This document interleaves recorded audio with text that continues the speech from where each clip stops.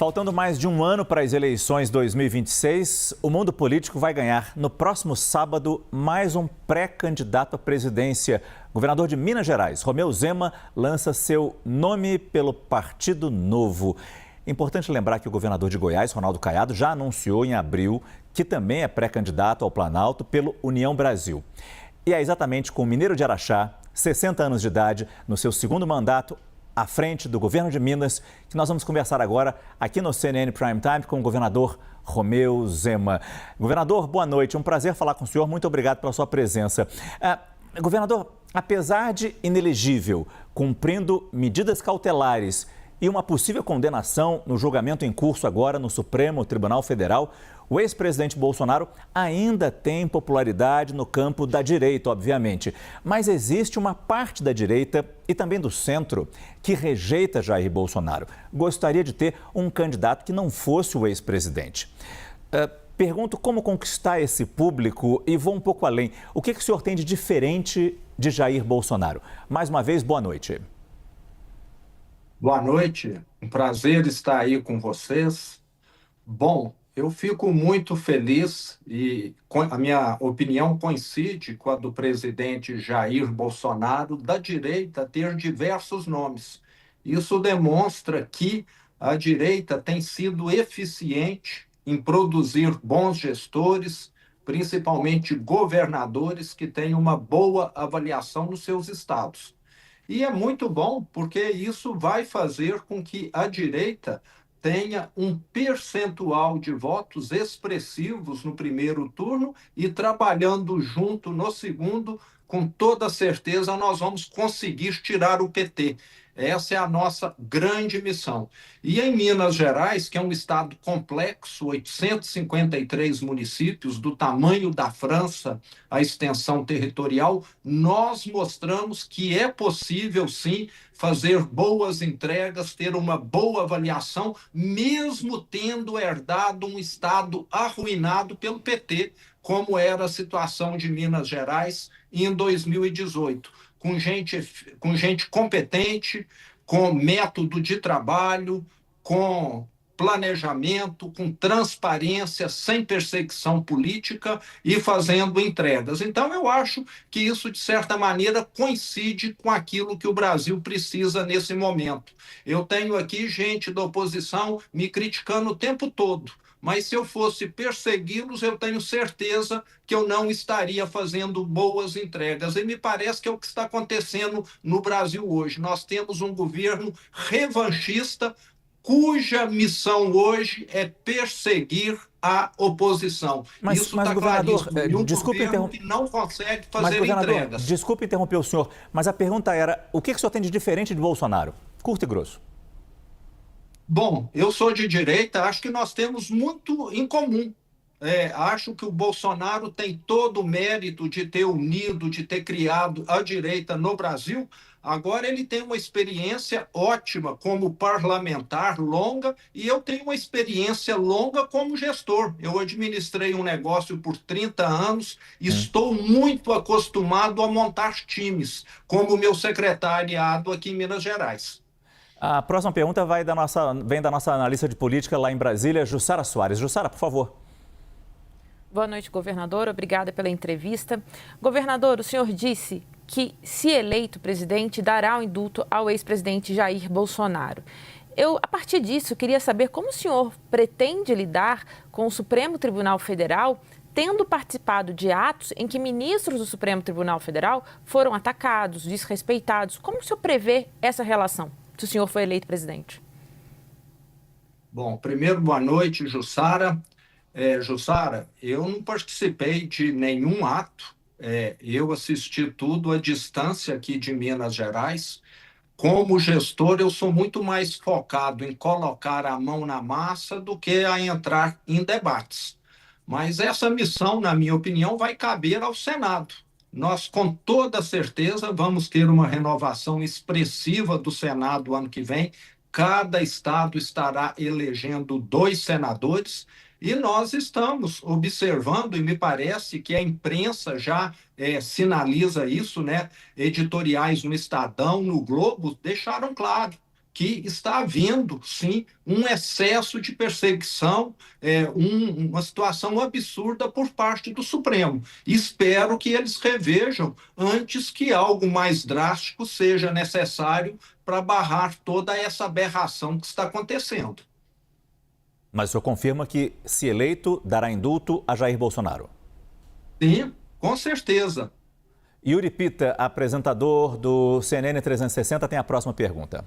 Boa noite, Márcio, meus colegas Caio Junqueira, Jussara Soares e principalmente o governador. Obrigado por estar conosco. Deixa eu seguir nessa mesma toada que o senhor falou, então, que cabe ao Senado tratar de questões relacionadas à aprovação sabatina e aprovação ou, eventualmente, abertura de processo de impeachment contra autoridades como ministros do Supremo. O senhor falou, tem 2 vagas em disputa para o Senado no ano que vem. Uma delas é de Rodrigo Pacheco, que hoje se manifestou contra a anistia. A outra, do senador Carlos Viana, que vai participar daquela comitiva que vai para os Estados Unidos para tentar um caminho político para o tarifaço. E a outra vaga que vai continuar permanente, está na metade do mandato, é do senador Cleitinho, que já defendeu o impeachment do ministro Alexandre de Moraes.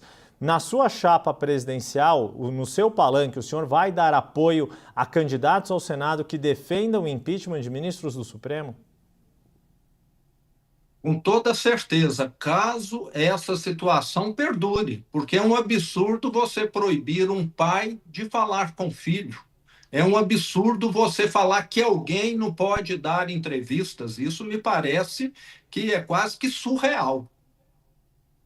Quer dizer, mas desculpa, mas só para emendar, Claro. na sua avaliação, governador, isso não acirraria os ânimos em vez de pacificar o país, que tem sido uma palavra que tantas pessoas usam, o senhor mesmo já usou essa palavra de pacificação, mas muito pouco tem sido feito para uma pacificação institucional e política do país? Ô Yuri, eu sempre fui favorável ao diálogo. É lógico que isso que eu estou dizendo, né, seria uma alternativa a continuar essas decisões absurdas. Até a eleição do ano que vem, com toda certeza vai haver alguma acomodação, algum comedimento com relação a essas decisões, porque isso está ficando insustentável. Ex-membros do Supremo Tribunal Federal, ex-presidentes, estão criticando abertamente essa condução. Eu acho que qualquer pessoa em sã ciência, com algum senso crítico, vai começar a rever suas posições. Então, espero que sim. Agora, quando você está lidando com alguém que não tem, né, nenhuma autocrítica, talvez aí você precisa apelar para algo mais extremo. Espero que não cheguemos a isso. A pergunta vem agora do analista Caio Junqueira. Caio. Governador, uma vez eleito, como o senhor pretende retomar o controle das emendas parlamentares que o Congresso se arvorou? Bom, é necessário nós fazermos uma revisão. Aqui em Minas Gerais, eu fiz questão de dar o exemplo no corte de gastos. Como governador, eu dispensei o palácio, fui morar numa casa comum que eu pago aluguel. Como governador, eu não tenho as 32 empregadas, garçons, mordomos, governanta que o ex-governador tinha. Eu tenho uma empregada que eu pago do meu bolso. Eu acho que quem quer começar a mudança, dar o exemplo. As minhas contas, caso eleito, serão todas transparentes. E hoje nós temos um presidente que tem um cartão corporativo que gasta mais de 50 mil reais por dia sem prestar contas a ninguém. Então, acho que na hora que você começa a dar o exemplo e falar, eu vou mostrar tudo que eu gasto, eu estou vivendo com isso, você acaba, de certa maneira, mostrando o caminho. E hoje parece que no Brasil nós temos o oposto. Nós temos alguém que quer ter uma vida de rei, de faraó, e não alguém que ainda não sabe que é presidente de um país pobre, onde as pessoas têm dificuldade, inclusive, para comer. O senhor acha, então, que dá para reduzir o volume de emendas parlamentares sob controle do Congresso Nacional? É necessário. Os parlamentares precisam ter as suas emendas. Eu tenho plena ciência disso, mas está havendo um excesso. Nós temos de reduzir gastos em todas as áreas. Nós temos hoje um governo que gasta mal em todos os ministérios. Então, não é só no Congresso, não. Todos os ministérios podem contribuir. Eu falo que aqui em Minas não teve uma área que ficou isenta de economizar quando eu assumi. E por isso que nós conseguimos reduzir mais de 50 mil cargos na administração direta, autarquias e estatais. Seria o equivalente quase que a reduzir 500 mil de cargos no Brasil, já que Minas Gerais representa aproximadamente 10% do Brasil. Mais rapidamente, governador, o senhor disse que o seu exemplo talvez fosse suficiente para, digamos, inspirar o Congresso a abrir mão de 50 bilhões de reais, que hoje é o de volume destinado às emendas parlamentares. Se só o exemplo não for suficiente, não for capaz de dar essa inspiração ou consciência, o que o senhor, eleito presidente, poderia fazer com o Congresso para não ser mais esse valor de 50 bi? Bom, primeiro, como eu disse, né, eu acho que vale o exemplo, vale o diálogo e vale também modernização dos processos. Quem sabe todas essas emendas do Congresso possam ter uma destinação onde realmente elas consigam melhorar os serviços públicos. Aqui em Minas, nós temos um cardápio de projetos que nós apresentamos aos deputados estaduais, onde eles podem colocar as suas emendas e nós damos plena ciência que aquele projeto ali vai melhorar a saúde, vai melhorar a segurança pública e a educação. O que nós não podemos ter são projetos de cunho eleitoreiro destinados a currais eleitorais que não melhoram a vida do brasileiro. A nossa analista de economia, Thaís Herédia, tem a próxima pergunta. Thaís. Governador, boa noite. Governador, apesar do seu gesto, a redução de gastos no Brasil, no setor público federal, vai depender de reformas estruturais, especialmente na Previdência e nos benefícios sociais. Por onde o senhor começa e qual a trajetória que o senhor espera para as contas públicas, especialmente para o que está acontecendo hoje com a dívida pública?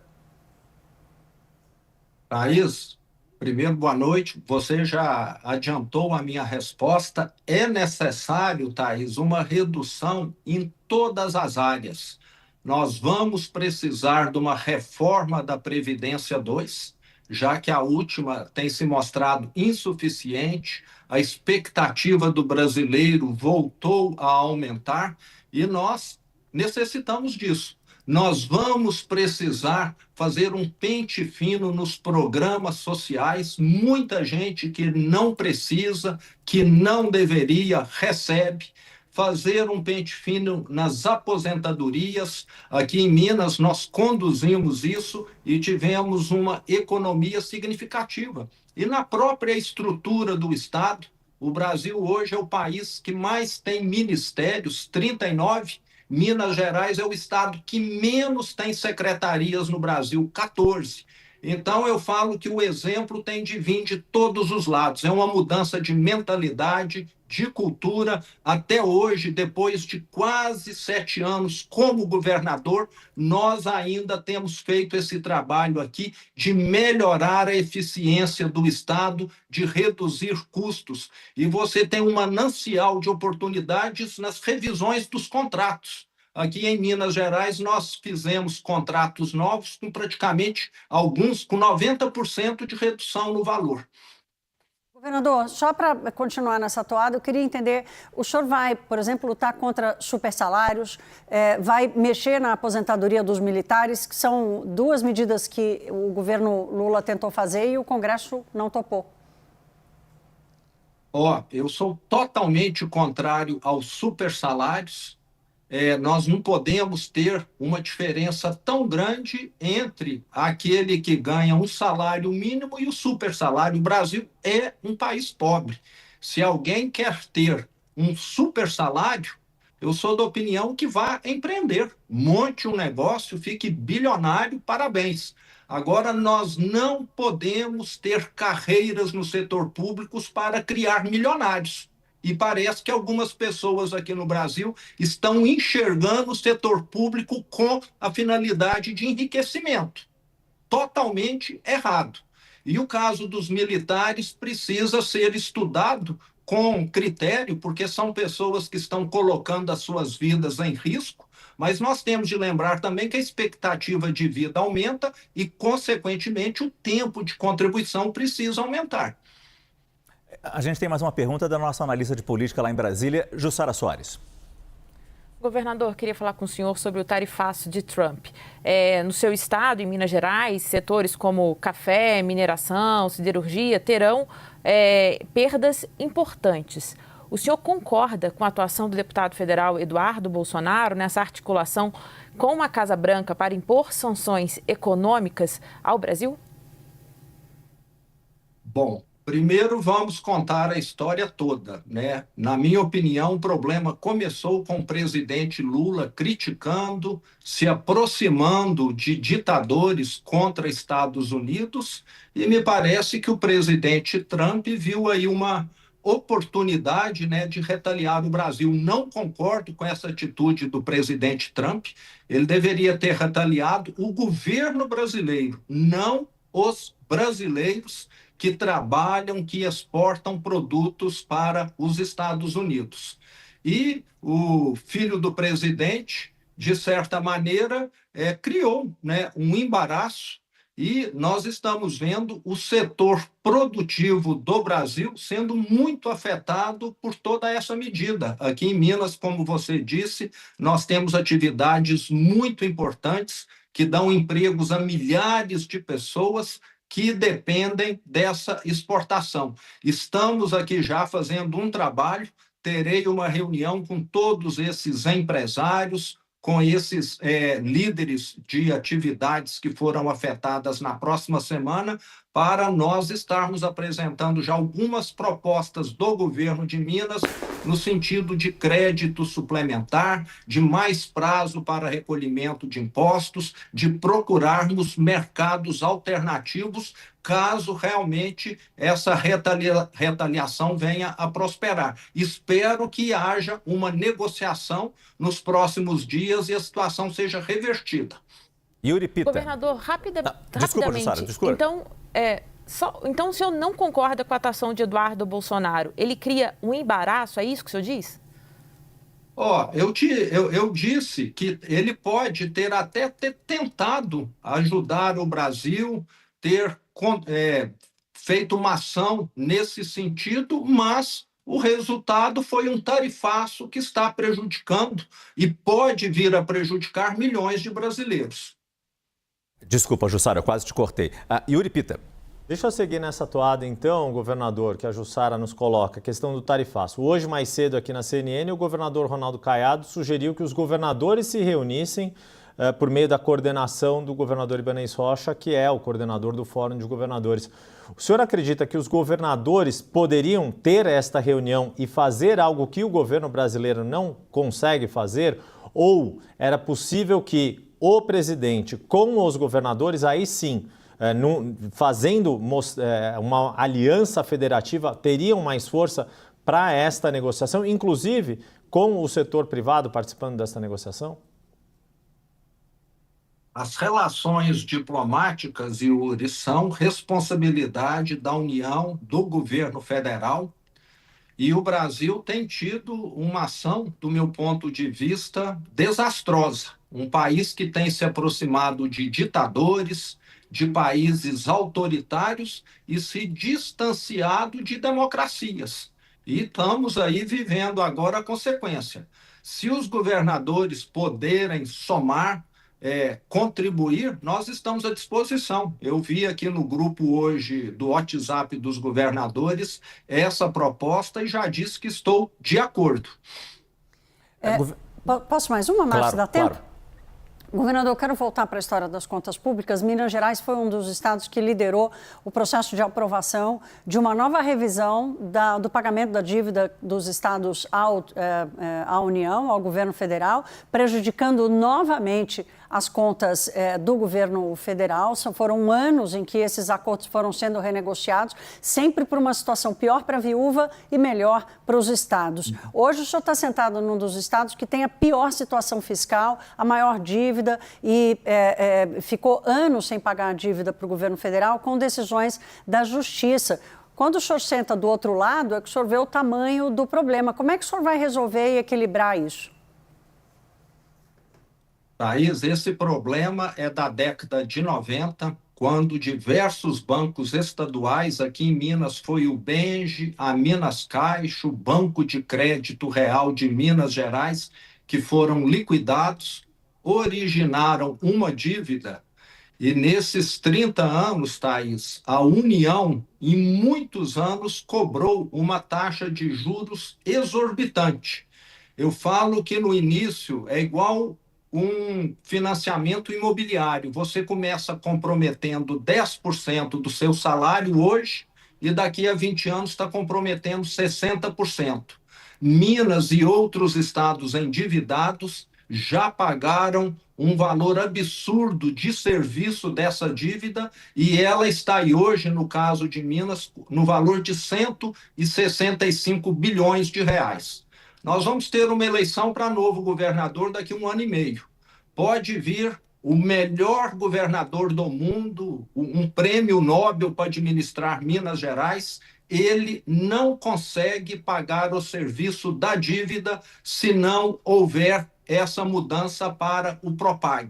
O regime de recuperação fiscal já se mostrou que não funciona. Os estados que aderiram tiveram um alívio temporário e depois voltaram a ter dificuldades para pagar. E se a União não enxergar isso, ela vai ter de socorrer esses estados no futuro, porque eles vão quebrar. Eu estou falando de uma situação de solvência. Eu tenho aqui os dados, qualquer um que se aprofundar vai ver que não é irresponsabilidade, não é gastança, é simplesmente um serviço da dívida que cresce muito mais do que a arrecadação do Estado. Governador, rapidamente, temos aqui uma última pergunta que parece local, mas tem interesse nacional. Saíram hoje os dados do Anuário Brasileiro de Segurança Pública e Minas Gerais registra um aumento no número de mortes violentas intencionais de 2023 para 2024. Enquanto no Brasil houve queda de 5,4%, em Minas houve crescimento de 5%. Em mortes violentas intencionais, inclusive alta nos homicídios dolosos. Segurança pública é um assunto que está na cabeça de todo brasileiro. Que cartas o senhor tem para convencer o eleitor de que o senhor é um bom nome nessa área? Bom, eu olho muito a trajetória dos dados a longo prazo. Se num ano você não tirou nota tão boa, isso não te condena como um estudante que não é esforçado. Talvez nesse período em que a pesquisa apresenta, Minas pode ter tido um acréscimo. E vale lembrar que quem está acostumado a tirar nota 10, às vezes cai para 9,5 para 9. Mas Minas continua entre os estados mais seguros do Brasil. Nós temos uma polícia militar que não é temida, é respeitada, uma polícia que entra em todo beco, toda via pública do Estado e que tem combatido aqui o crime de forma elogiosa, tanto a polícia militar quanto a nossa polícia civil. Me preocupa muito a questão da segurança pública, porque nós estamos fazendo divisa com um dos estados que mais tem violência no Brasil, que é o estado da Bahia atualmente. E as facções criminosas têm tentado entrar em Minas Gerais, mas até o momento nós temos segurado a barra. Inclusive no Triângulo Mineiro, nas 2 últimas semanas, nós tivemos a morte de 10 criminosos bandidos que estavam lá com um arsenal de guerra prontos para atuar de acordo com essas regras do novo cangaço, que é explodir agências bancárias, explodir caixas eletrônicos.